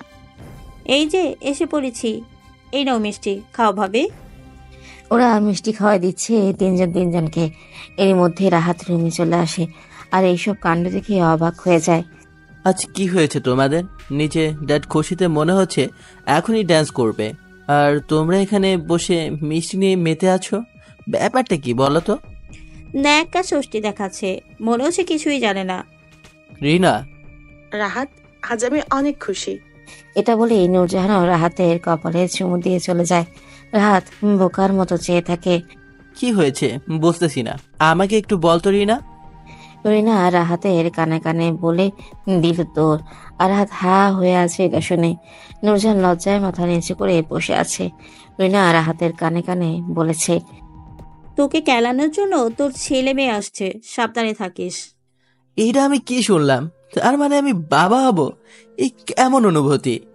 নূরজাহান রাতকে দাঁড়িয়ে থাকতে দেখে হঠাৎ করে বিছানা থেকে নেমে বলতে থাকে, মাফ করবেন প্রিয় স্বামী, আমি ভুল করে আপনার বিছানায় বসে পড়েছি। আপনি বিছানায় বসে রেস্ট নিন। রাত নূরজাহানের কথা একটু খারাপ লাগলো, কারণ রাহাতের বিছানায় বসতে ও শুতে না করেছে তার জন্য। প্রিয় স্বামী, আপনি কি খুশি হননি? রাত কিছু বলছে না, চুপ করে আছে। রাতে চুপ করে থাকতে দেখে নূরজাহানের মুখ কালো হয়ে গেল। নূরজাহান আস্তে করে পাশ কাটিয়ে চলে যায়, আর রাহাত বিছানায় থপ করে বসে পড়ে। ভাবতে থাকে, আমার এমন কেন লাগছে? এটা কেমন অনুভূতি? এই অনুভূতি তো কখনই হয়নি। এখন আমি কি করব? আমার ভুলের জন্যই এটা হয়েছে। আমি তো নূরকে এখনো মেনেই নিইনি। তাহলে এখন কি করব আমি? রাতে খাওয়া দাওয়া শেষ করে সবাই ঘুমাতে যায়। রাহাত নূরজাহানের সাথে আর কোনো কথা বলেনি। নূরজাহান সোফায় ঘুমিয়েছে। নূর, এই বাচ্চা তুই নষ্ট করে দিবি। আমি চাই না এই বাচ্চা। প্রিয় স্বামী, দয়া করে এই কথা বলবেন না। আমি কিছুতেই এটা করতে পারবো না। এটা যে বড় পাপ। আমি তোর কোনো কথা শুনতে চাই না। তুই কালকেই আমার সাথে হাসপাতালে গিয়ে অ্যাবর্শন করে আসবি। প্রিয় স্বামী, আমি মা হয়ে আমার বাচ্চাকে মেরে ফেলতে পারবো না। দয়া করেন, একটু দয়া করেন। রাতের পায়ে পড়ে কান্না করে বলতে লাগলো। রাতের এটা শুনে আরো রাগ উঠে গেল। রাত নূরজাহানের পেটে চড়ে লাথি দিল। নূরজাহান লাফ দিয়ে ঘুম থেকে উঠে গেল। আমি স্বপ্ন দেখছিলাম এতক্ষণ? তাহলে খুব ভয়ঙ্কর স্বপ্ন ছিল এটা। আমার মতে ফজরের আজান দেয়নি, তাই তাড়াতাড়ি উঠে গিয়ে তাহাজ্জুদের নামাজটা পড়ে নেই। নূরজাহান অজু করে এসে নামাজ পড়তে দাঁড়িয়ে গেল। নূরজাহান এই স্বপ্নটা দেখে খুব ভয় পেয়ে যায়। নামাজ শেষ করে আল্লাহর কাছে বলতে লাগলো, হে আল্লাহ, জানি না কেন আমি এই স্বপ্নটা দেখলাম, তবে এই স্বপ্নটা যেন সত্যি না হয়। আল্লাহ, তুমি আমার স্বামীকে সুস্থ করে দিয়েছ, তার জন্য তোমার দরবারে লাখ লাখ শুক্রিয়া জানাই। হে আল্লাহ, দয়া করে আমার এই বাচ্চার যেন কোনো ক্ষতি না হয়। আমার স্বামীর মন তুমি নরম করে দাও এই বাচ্চার উছিলায়, সে যেন একদম ভালো হয়ে যায়। আমি আজ পর্যন্ত তোমার কাছে যা যা চেয়েছি তুমি আমাকে তাই দিয়েছ, আর যেটা না দিয়েছ তাতেও আমার কোনো আফসোস ছিল না। কিন্তু আজ আমি তোমার কাছে একটা জিনিস চাইব। তুমি আমার হায়াত নিয়ে গিয়ে আমার বাচ্চার হায়াত দান করো আল্লাহ। আমি চাই আমার বাচ্চা এই দুনিয়ার মুখ দেখুক, ওর যেন কোনো ক্ষতি না হয় আল্লাহ, ওর যেন কোনো ক্ষতি না হয়। তুমি তো দেখছো সবাই কত খুশি এই বাচ্চাটার জন্য। তুমি তাদের মুখের হাসিটুকু কেড়ে নিও না আল্লাহ। তুমি আমার বাচ্চাটাকে সুস্থভাবে এই দুনিয়াতে পাঠাও আল্লাহ। এটাই তোমার কাছে আমার চাওয়া। দোয়া করো আল্লাহ, দয়া করো, রহম করো আল্লাহ। তুমি আমার প্রিয় স্বামীটা যেন খারাপ পথ থেকে ভালো পথে ফিরে আসে। তুমি তাকে বেশি করে হায়াত দান করো আল্লাহ, হেদায়েত দান করো। সবাইকে তুমি সুস্থ রেখো, ভালো রেখো আল্লাহ। আল্লাহুম্মা আমিন। মোনাজাত শেষ করে জায়নামাজে বসে কান্না করতে লাগলো। এদিকে রাহাতের কান্নার শব্দে ঘুম ভেঙে যায়। আজ নূরজাহান মোনাজাতে একটু জোরে জোরেই বলেছে, তাই রাহাত বিছানায় শুয়ে সব শুনতে পেরেছে। ঘুমিয়েছিলাম, হঠাৎ করেই আমার কানে কান্নার আওয়াজ ভেসে আসতে লাগলো। আমি চারদিকে তাকিয়ে দেখলাম সারা রুম অন্ধকার। তো কান্না কে করছে? শুয়ে থাকার পর কারো কণ্ঠস্বর আমার কানে ভেসে আসতে লাগলো। আমি চুপ করে শুনতে লাগলাম। কিছুক্ষণ শোনার পর আমি বুঝে গেছি এটা কার কণ্ঠ। হালকা ডিম লাইটের আলোতে বোঝা যাচ্ছে যে নূর জায়নামাজে বসে আছে আর মোনাজাত ধরে কান্না করছে। তাই আমি চুপটি করে ওর সব কথা শুনতে লাগলাম। নূরের কথাগুলো শুনে আমার চোখ দিয়ে পানি চলে এসেছে। কেন আমার চোখ দিয়ে পানি পড়ছে তা আমি নিজেও জানি না। নূরের মোনাজাতের সব কথাই আমি শুনতে পেয়েছি। আমি এটুকুই বুঝতে পেরেছি, নূর আমার জন্য ও বাচ্চার জন্য বেশি কান্না করছে। নূর মোনাজাত শেষ করে আরো কান্না করতে লাগলো। ওর কান্না দেখে আমার বুকের মধ্যে চিনচিন ব্যথা হতে লাগলো। আমার কাছে প্রচন্ড খারাপ লাগছে। হে আল্লাহ, তুমি আমাকে মাফ করো। আমি এতদিন অনেক অন্যায় করেছি নূরের উপর। ওর মতো একটা ফুলের মতো মেয়েকে আমি অনেক মেরেছি। আমি বড় ভুল করে ফেলেছি আল্লাহ। আজ থেকে আমি তোমাকে আর কষ্ট দেব না নূর। তোমাকে আমি কখনোই কান্না করতে দেব না নূর। তোমাকে আমি স্ত্রীর মজা দিয়ে আমার মনের রানী বানিয়ে রাখবো, আর সব খারাপ কাজ আমি ছেড়ে দেব, এটা আমার ওয়াদা। নূরজাহান কিছুক্ষণ কান্না করে সেখানেই ঘুমিয়ে পড়ে। আমি বিছানা থেকে উঠে নূরের কাছে গেলাম। হালকা আলোতে ওর চেহারা অল্প অল্প দেখা যাচ্ছে। চেহারাটা কান্নার কারণে লাল হয়ে গেছে, চোখ ফুলে গেছে। আমি নূরকে কোনো রকম কোলে উঠে নিলাম। তার জন্য ভাঙা পাটা একটু ব্যথা পেলাম, সেটাকে পাতা না দিয়ে কোলে করে বিছানায় শুয়ে দিলাম। আর আমিও শুয়ে নূরকে আমার বুকের মাঝে জড়িয়ে ধরলাম। নূরের কপালে চুমু দিয়ে আমিও ঘুমিয়ে গেলাম। নূরজাহান আজ বেশি ঘুমিয়েছিল, তাই ফজরের আজান শুনতে পায়নি। সকালে নূরজাহানের ঘুম ভেঙে যায়। নূরজাহান চোখ মেলে তাকিয়ে দেখে ও রাহাতের বুকের মধ্যে ঘুমিয়ে আছে, আর রাহাতকে পরম যত্নে জড়িয়ে ধরে ঘুমিয়ে আছে। নূরজাহান কিছুক্ষণ রাহাতের ঘুমন্ত মুখের দিকে তাকিয়ে রইল। ঘুমন্ত অবস্থায় রাহাতকে নিষ্পাপ বাচ্চাদের মতো দেখাচ্ছে। নূরজাহানের চোখ সরিয়ে নিয়ে উঠতে যাবে, তখন রাহাত বলল, নূর, এত নড়াচড়া করছে কেন? একটু ঘুমাতে দাও নূর পাখি। ঘুম জড়িত কণ্ঠে আস্তে চোখ বন্ধ করে বললাম। নূরজাহান এই কথা শুনে অবাক হয়ে যায়। নূর পাখি ডাকটা শুনে আরো বেশি অবাক হয়। নূরজাহানের চোখ দিয়ে পানি গড়িয়ে পড়ল। রাতের বুকের মধ্যে গরম কিছু অনুভব করতে লাগলো, তাই চোখ মেলে তাকিয়ে দেখে নূরজাহান কান্না করছে। রাত চিন্তিত হয়ে বলল, নূর পাখি, কি হয়েছে তোমার? কোথায় ব্যথা করছে বলো, বলো আমাকে। নূর কিছুই করছে না, শুধু কেঁদেই যাচ্ছে। এটা দেখে রাহাত আরো ঘাবড়ে যায়। কি হয়েছে বলো নূর পাখি, কান্না করছো কেন? নূর মনে মনে আল্লাহর কাছে হাজারি শুকরিয়া আদায় করছে আর কাঁদছে। আল্লাহ ওর ডাকে সাড়া দিয়েছে, ওর মনের আশা পূরণ করেছে। কিছু হয়নি প্রিয় স্বামী, আমি তো খুশিতে কাচ্ছি। এটা আমি আপনাকে কিভাবে বোঝাবো? তাহলে কান্না করছে কেন? আবার যদি কান্না করতে দেখেছি, তাহলে আমার চেয়ে খারাপ আর কেউ হবে না, কথাটা মনে রাখো। নূর আজ খুশি। নূর ও রাহাতকে জড়িয়ে ধরে। প্রিয় স্বামী, আপনি এবার উঠে ফ্রেশ হয়ে নিন, আমি আপনার খাবার নিয়ে আসছি। তার আর দরকার নেই, আমি নিচে গিয়ে সবার সাথে খাবার খাবো। তুমি যাও, ফ্রেশ হয়ে নিচে গিয়ে সোজা চেয়ারে বসে খাবার খেতে শুরু করো। আর হ্যাঁ, রান্নাঘরে গিয়েছো তো আমি পা ভেঙে রেখে দেব, রাগী গলায় বলে উঠে বাথরুমে চলে যাই। নূর বিছানা থেকে উঠে পাশের রুমে গিয়ে ফ্রেশ হয়ে নিচে নেমে টেবিলে গিয়ে বসে পড়ে। বাবা, আজ দেখি বলার আগে খেতে বসে গেছো ভাবি।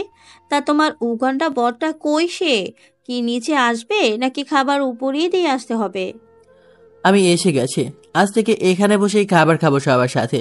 আর চন্নি, তুই বেশি কথা বলবি না। রাতের এই কথা শুনে রিনা জুস খাচ্ছিল, সাথে সাথে এই বিষম খেলো। আর রুনা বেগম মাসুম খান অবাক হয়ে তাকিয়ে আছে রাহাতের দিকে। আস্তে খা, তোর খাবার কেউ নিয়ে যাচ্ছে না। রিনা রাহাতের পানির গ্লাসটা হাতে নিয়ে পানি ঠকঠক করে খেয়ে দাঁড়িয়ে গেল আর বাইরের দিকে হাঁটা ধরলো।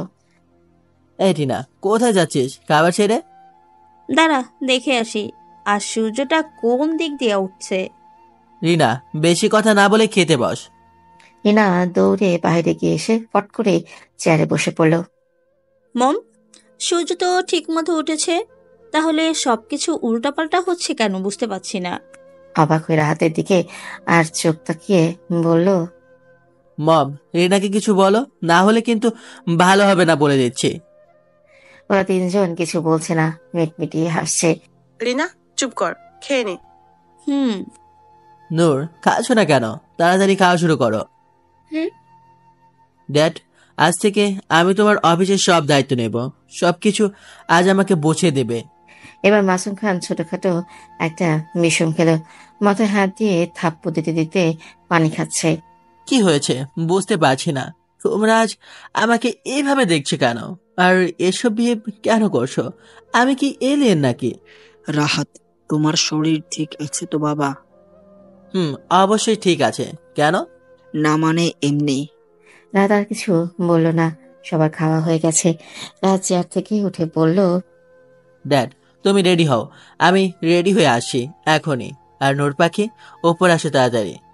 রাত যাওয়ার পর রুনা বেগম ও মাসুম খান কান্না ধরে রাখতে পারল না, কেঁদেই দিল। বাবা, মা, আপনারা কাঁদছেন কেন? রিনা, তুমিও কাঁদছো? মারে, তোকে যে কিভাবে বলে বোঝাবো তার ভাষা খুঁজে পাচ্ছি না। এটা যে খুশির কান্না মা। জানো ভাবি, আজ থেকে 3 বছর আগে আমরা এভাবেই হাসি ঠাট্টা করে সকালের নাস্তা করতাম, কিন্তু যখন থেকে ভাইয়া নেশা করা শুরু করেছে তখন থেকে আমাদের সাথে ভালো করে কথা বলতো না, আমাদের সাথে খেতে বসতো না, সব সময় বাহিরেই খেত। কিন্তু আজ আমার ভাইটা আবার আগের মতো হয়ে গেছে। সবই তোমার জন্য ভাবি। এভাবে বলো না রিলা। আল্লাহর রহমতে তোমার ভাই আজ ভালো পথে ফিরে এসেছে। হ্যাঁ রে মা, আল্লাহর দরবারে লাখ লাখ শুক্রিয়া আদায় করি। নূর, হ্যাঁ নূর পাখি, কি হলো, আসো না কেন? নূর উপরে চলে গেল। আজ সবাই অনেক খুশি। একে তো নতুন মেহমান আসছে, তার উপর রাত পুরোপুরি ভালো হয়ে গেছে। নূর উপরে গিয়ে দেখে রাত কালো প্যান্ট সাদা শার্ট পরেছে। দেখতে ভালোই লাগছে রাহাতকে। রাত হাতে টাই নিয়ে আয়নার সামনে দাঁড়িয়ে বাঁধার চেষ্টা করছে। এতক্ষণ লাগে নাকি নিচ থেকে আসতে? যাই হোক, এখানে এসো নূর পাখি, আমার টাইটা বেঁধে দাও। প্রিয় স্বামী, আমি তো এটা পারতে পারি না। এদিকে আসো, আমি তোমাকে শিখিয়ে দিয়েছি, আর কাল থেকে তুমি সব সময় টাই বেঁধে দেবে। নূর রাহাতের কাছে গেল। রাহাত নূরকে টাই বাঁধা শিখিয়ে দিল। তারপর যাওয়ার আগে নূরের কপালে চুমু দিয়ে গেল আর বলে গেল কোনো কাজ না করতে। নূরও লক্ষ্মী মেয়ের মতো রাহাতের কথা মতো কোনো কাজ করলো না। রাত অফিসে থাকা অবস্থায় ওর বন্ধুরা ওকে অনেকবার কল দিয়েছিল, কিন্তু রাহাত কল রিসিভ করে নাই। রাত অফিস থেকে এসে দেখে নূর নামাজ পড়ছে, তাই রাহাত ফ্রেশ হয়ে এসে নূরের জন্য বসে আছে। নূর নামাজ শেষ করে উঠে এসে রাতের গায়ে ফু দিল। রাত নূরের কোমল জড়িয়ে ধরে বলল, নূর, তুমি সবসময় লুকিয়ে লুকিয়ে দোয়া পরে ফু দিতে, তাই না? প্রিয় স্বামী, আপনি কি তা টের পেতেন? পেতাম, কিন্তু অত বেশি পাতা দিতাম না। আর যখন তুমি আমার সামনে এসে ফু দিলে তখন আমি বুঝে গেছি যে তুমি আমার গায়ে ফু দিতে। ও আচ্ছা, একটা কথা বলি। বলো নূর পাখি। না মানে, আপনি কি নামাজ পড়তে পারেন? পারি তো, কেন? তাহলে আজ থেকে মসজিদে নামাজ আদায় করতে যাবেন কি? অবশ্যই যাব, তুমি যখন বলেছ আমি যাব মসজিদে নামাজ পড়তে। এখন চলো নিচে গিয়ে খাবার খেয়ে আসি। চলেন প্রিয় স্বামী। ওরা নিজে গিয়ে খাবার খেয়ে উপরে চলে আসে। রাহাত নূরকে বলেছে হাদিসের বই পড়ে শোনাতে, তাই নূর হাদিসের বই পড়ে রাহাতকে শোনাতে লাগলো। রাত নূরের কোলে মাথা দিয়ে পরম যত্নে শুনতে লাগলো। রাত শুনতে শুনতে এক পর্যায়ে ঘুমিয়ে পড়ে। নূর তাকিয়ে দেখে রাহাত ঘুমিয়ে গেছে, তাই বই বন্ধ করে রাহাতকে বালিশে শুইয়ে দিয়ে কপালে চুমু এঁকে দেয়। এভাবেই ওদের সময়গুলো কাটতে লাগলো। রাত প্রতিদিন নূরজাহানের কোরআন তিলাওয়াত শুনে ঘুম ভাঙতো, আর মাঝে মাঝে কিছু কিছু বিষয়ে হাদিস রাহাতকে শোনাতো। রাত এখন পুরোপুরি ভালো হয়ে গেছে, এখন আর নেশা করে না, ক্লাবেও যায় না। রাহাত নামাজ পড়তো, কিন্তু ফজরের নামাজ পড়তে একটু কষ্ট হতো। রাহাত সারাদিন অফিসের কাজ করে ক্লান্ত শরীর নিয়ে যখন বাসায় ফিরতো, তখন নূরের চেহারা দেখে ওর মুখে প্রিয় স্বামী ডাকটা শুনে ওর সব ক্লান্তি দূর হয়ে যেত। রাহাত নূরকে অনেক ভালোবাসতো, 1 মিনিটও না দেখলে পাগল হয়ে যেত। নূরও রাহাতকে তার দ্বিগুণ ভালোবাসতো। এভাবেই দিনের পর দিন মাসের পর মাস ওদের ভালো সময়গুলো কেটে যেতে লাগলো। কিন্তু কথায় আছে না, মানুষের ভালো সময় বেশি দিন থাকে না। ঠিক এইরকম ওদের সাথেও হয়েছে। হঠাৎ করে নূরের পেইন উঠলো। ওরা নূরকে হাসপাতালে নিয়ে গেল। হাসপাতালে নিয়ে যাওয়ার পর ডাক্তার নূরকে আইসিইউতে নিয়ে গেল। নূরের অবস্থা খুব খারাপ ছিল। মাসুম খান রাহাতকে কল করে নূরের কথা বলে দিয়েছে। রাহাত নূরের কথা শুনে 1 মিনিটও দেরি না করে হাসপাতালের উদ্দেশ্যে বেরিয়ে পড়ে। এদিকে নূরকে আইসিইউতে নেওয়ার পর নূরের সামনে 2জন মহিলা ডাক্তার একজন আরেকজনকে বলছে, শোনো, রোগীর কন্ডিশন বেশি ভালো না, যে কোনো একজনকে বাঁচানো যাবে, মা নয়তো বাচ্চা। হ্যাঁ, তাই তো দেখলাম। তার পরিবারের লোকের সাথে এই ব্যাপারে আলাপ করতে হবে। তারা যাকে বাঁচাতে বলবে আমরা তাকেই বাঁচাবো। হ্যাঁ তাই, চলো। আর এই মেয়েটির স্বামীর সই আনতে হবে। ডাক্তার 2জন বাইরে যাবার জন্য পা বাড়ায়, কিন্তু নূরের ইশারাতে নূরের কাছে যায়। ডাক্তার 2জন আসতে এই কথাগুলো বলছিল, কিন্তু নূর তাদের সব কথা শুনে ফেলে। নূরের মুখে অক্সিজেন মাস্ক লাগানো ছিল। নূর আস্তে করে মাস্কটা খুলে ডাক্তারকে ইশারা দিয়ে ডাক দেয়। ডাক্তার 2জন নূরের হাতের ইশারা দেখে নূরের কাছে আসে। নূর আস্তে করে হাত দিয়ে অক্সিজেন মাস্কটা খুলে বলতে লাগলো, দয়া করে আমার একটা কথা রাখুন আপনারা। আপনি সব কথা শুনে ফেলেছেন? আমার বাচ্চাটাকে আপনারা বাঁচান। এই কথাটা বলে চোখের পানি ছেড়ে দিল। আপনি শান্ত হন, আমরা আপনার পরিবারের কাছে জিজ্ঞেস করে আসি, তারা যা বলবে আমরা তাই করব। আমাদের হাতে সময় খুব কম। আমি জানি আমার পরিবারের সদস্যরা কি বলবে।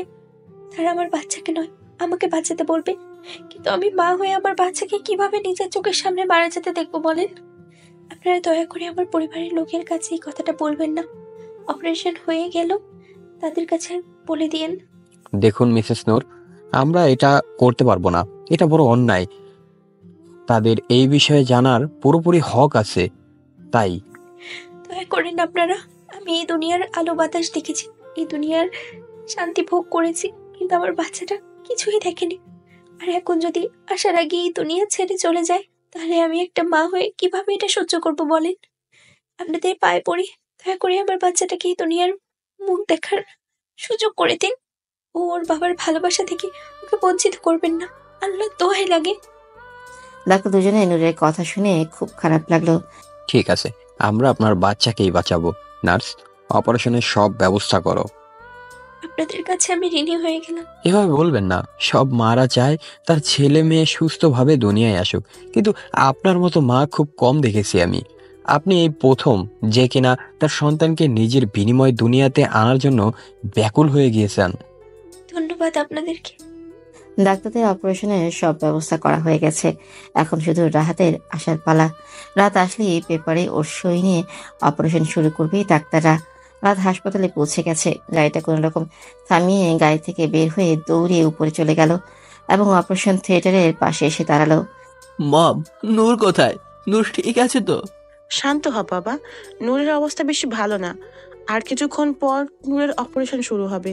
তোর জন্যই অপেক্ষা করছিলাম আমরা। আপনি ওনার স্বামী?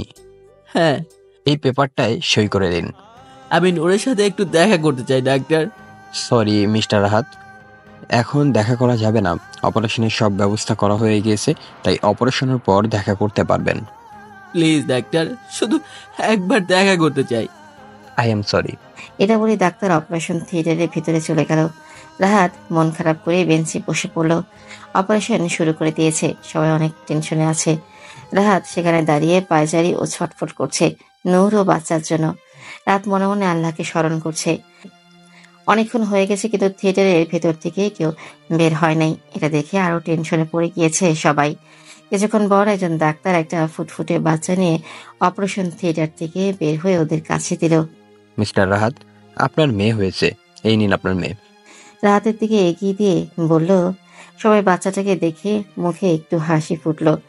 বাচ্চাটা একদম নূরের মতো হয়েছে, দেখতেও অনেক সুন্দর। রাহাত ওর মেয়েকে দেখে ওর চোখ দিয়ে দুফোঁটা পানি গড়িয়ে পড়লো।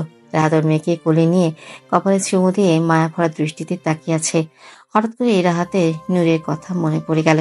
ডাক্তার, নূর কেমন আছে? নূর সুস্থ হয়ে যাবে তো? এবার আমি ওর সাথে দেখা করতে চাই ডাক্তার। দেখুন মিস্টার রাহাত, আমি আপনার কাছে একটা কথা গোপন করেছি। কি গোপন কথা? কি বলতে চান? খোলাসা করে বলুন ডাক্তার। আসলে নূর আমাকে নূর যা যা বলেছে সব কথা সবাইকে খুলে পড়ল। রাত ডাক্তারের কথা শুনে ধপ করে সেখানেই মাটিতে বসে পড়ল বাচ্চা নিয়ে। রিনা এসে বাচ্চাকে রাহাতের কাছ থেকে নিয়ে রুনা বেগমের কোলে দিল। আর মাসুম খান আর নূরের বাবা ডাক্তারের সাথে তর্ক করতে শুরু করলো। সবাই কান্নায় ভেঙে পড়ল। ভাইয়া শান্ত হ। কান্না জড়িত কণ্ঠে রাহাতের কাছে বসে মাথায় হাত দিয়ে বলল। ডাক্তারের কথা শুনে আমি এক মুহূর্তের জন্য থমকে গেলাম। আমার মনে হচ্ছে আমার পৃথিবীটাই উল্টে গিয়েছে। এটা কেন করলো নূর? আমার কাছে বলার কি একবারও প্রয়োজন মনে করলো না? দেখুন, এখন আমার সাথে তর্ক করে লাভ নেই। আর মিস্টার রাহাত খান, আপনি আপনার স্ত্রীর কাছে যান, রোগীর হাতে বেশি সময় নাই। বাকিটা বলতে পারো না, তার আগেই রাহাত ওর হাত দিয়ে থামিয়ে দিল। রাত সেখান থেকে উঠে ভেতরে চলে গেল। রাত জোরে দরজা খুলে ভেতরে প্রবেশ করলো। রাতের মনের ভেতরে নূরের জন্য রাগ হচ্ছে, তাই ভেতরে এসে নূরের পাশের চেয়ারে বসে নূরের দিকে না তাকিয়ে অন্যদিকে তাকিয়ে আছে। নূর রাহাতের উপস্থিত টের পেয়ে তাকিয়ে দেখে রাহাত অন্যদিকে তাকিয়ে আছে। নূর অক্সিজেন মাস্কটা খুলে বলতে লাগলো। প্রিয় স্বামী, আপনি কি আমার উপরে রাগ করে আছেন? চুপ। এভাবে রাগ করবেন না প্রিয় স্বামী, তাহলে যে আমি মরেও শান্তি পাবো না।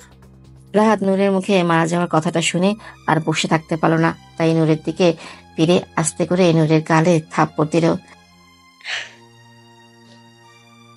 প্রিয় স্বামী, আমি আপনার এই থাপ্পড়টাকে খুব মিস করব। কেন করলে এটা নূর? কেন? আমাকে কি একটা বারও জ্বালানোর প্রয়োজন মনে করলে না? আমি তোমাকে ছেড়ে কিভাবে বাঁচবো নূর? প্রিয় স্বামী, আমাকে আপনি ক্ষমা করবেন। আমি চাইনি আমার বাচ্চাটা এই দুনিয়া থেকে চলে যাক, তাই আমি চুপ করো নূর, চুপ করো। তোমাকে ছেড়ে আমি কিভাবে থাকবো বলো নূর? আপনি ভুল বলছেন প্রিয় স্বামী। আপনার বাচ্চার কারণ আমি এই দুনিয়াতে রেখে গিয়েছি। তাকে আঁকড়ে ধরে আবার নতুন করে বাঁচতে শিখুন। পারলে আরেকটা বিয়ে করে আবার সংসার শুরু করুন। না নূর, না। আমার জীবনে তুমি প্রথম ছিলে, তুমিই শেষ। কথা রাখবেন প্রিয় স্বামী। রাহাত নূরের হাত ধরে বলল, বলো নূর। আমাকে একটাবার নূর পাখি বলে ডাকবেন।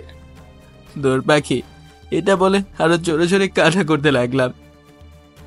দয়া করে কান্না করবেন না প্রিয় স্বামী, আপনার কান্না আমি সহ্য করতে পারছি না। রাত কিছু বলছে না, শুধু কেঁদেই যাচ্ছে। প্রিয় স্বামী, আপনি আমার মেয়েটাকে কোরআনের হাফেজা বানিয়ে ওকে মাদ্রাসায় পড়ায়, এটা আমার শেষ ইচ্ছা। রাত কিছু বলছে না, শুধু কাঁদছে। সবাইকে একটু ডাক দেবেন, এই শেষবারের মতো আমি তাদেরকে দেখতে চাই। রাত উঠে সবাইকে ডাক দিয়ে ভেতরে নিয়ে এসেছে। নূরের মা, বাবা, ভাই, মাসুম খান, রুনা বেগম, রিনার কোলে ছিল নূরের মেয়ে। সবাই ভেতরে এসে নূরকে দেখে কান্না করতে লাগলো। নূর তাদেরকে দেখে একটু মুচকে হাসি দিল। তারপর রাহাত ও মেয়ের দিকে তাকিয়ে আস্তে করে চোখ বন্ধ করে ফেলল। নূরের শরীরে দুইটা ঝাঁকি দিয়েই নিস্তেজ হয়ে গেল। রাহাত দৌড়ে নূরের কাছে এসে পড়ল, নূর, এই নূর, কি হলো? ডাকছি শুনতে পাচ্ছ না নাকি? আরে তোমার সাথে আমার আরো কথা আছে। নূর, উঠছো না কেন তুমি? আমার কিন্তু ভীষণ কষ্ট হচ্ছে। নূরকে ধাক্কা দিয়ে ডাকতে লাগলাম, মম নূরকে উঠতে বলো, আমার কিন্তু খুব কষ্ট হচ্ছে। নূর, মম নূরকে জিজ্ঞেস করো প্রতিদিন সকালে কে আমাকে কোরআন পড়ে ঘুম আগাবে, প্রতিদিন কে আমাকে হাদিস পড়ে শোনাবে, প্রতিদিন রাতে আমাকে কে খাইয়ে দেবে, কে আমাকে প্রিয় স্বামী বলে রাখবে, অফিস থেকে ফিরে এসে কার চেহারা থেকে আমি ক্লান্ত দূর করবো। মম জিজ্ঞেস করছো না কেন নূরকে? জিজ্ঞেস করো মম। রাতের এই পাগলামি কথাগুলো শুনে সবাই আরো জোরে কান্না করতে লাগলো। মম তুমি জিজ্ঞেস করবে না তাই না? হে আল্লাহ, কেন কেড়ে নিলে আমার নূরকে?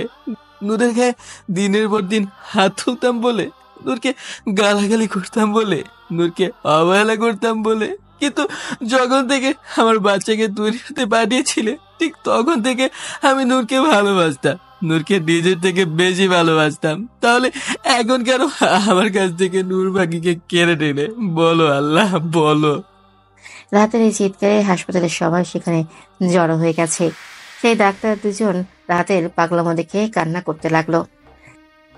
রাত চোখ মুছে নূরের কাছে গিয়ে নূরকে বুকে নিয়ে নূরের সারা মুখে চুমু দিতে লাগলো। হ্যাঁ, চুপ করো সবাই, নূর ঘুমাচ্ছে, তোমরা বাইরে যাও, না হলে ওর ঘুম ভেঙে যাবে। তাড়াতাড়ি বাইরে যাও। মুখে হাত দিয়ে গেটের দিকে ইশারা করে বাইরে যেতে বলল। রাতে এইরকম পাগলামো দেখে মাসুম খান দেরি না করে ওয়ার্ড বয়কে ডেকে অন্য রুমে নিয়ে যেতে বলল। ওয়ার্ড বয়রা রাহাতকে ধরে নিয়ে যেতে লাগলো। ছাড়ো, আমি যাবো না, আমি নূরের কাছে থাকবো, আমি নূরের কাছে থাকবো। ছাড়ো বলছি, আমাকে নূর ডাকছে, আমাকে নূরের কাছে যেতে দাও, আমাকে নূরের কাছে যেতে দাও। রাহাতকে অন্য কেবিনে বেডে জোর করে শুয়ে দিয়ে ঘুমের ইঞ্জেকশন দিয়ে দিল। রাত আস্তে আস্তে ঘুমের দেশে পাড়ি দিল। নূরের লাশ দাফন করা হয়ে গেছে। রাত ঘুম থেকে উঠে পাগলামো করেছিল। তারপর সবাই রাহাতকে বুঝিয়ে বলে, এখন মেয়েকে নিয়ে তোমার বেঁচে থাকতে হবে। রাত ওর মেয়েকে বুকে নিয়ে কান্না করে দেয়। আস্তে আস্তে রাত ওর মেয়েকে নিয়ে সুখে শান্তিতে বসবাস করতে লাগলো। রাতের মেয়ের নাম নিধি রেখেছে। নিধিকে নিয়ে এখন রাহাত বেঁচে আছে। এখনো রাহাত নূরের কবরের কাছে গিয়ে কান্না করে। নূরের মুখে সেই প্রিয় স্বামী ডাকটা খুব বেশি মিস করে। এভাবেই বাবা ও তার মেয়ের জীবন কাটতে লাগলো।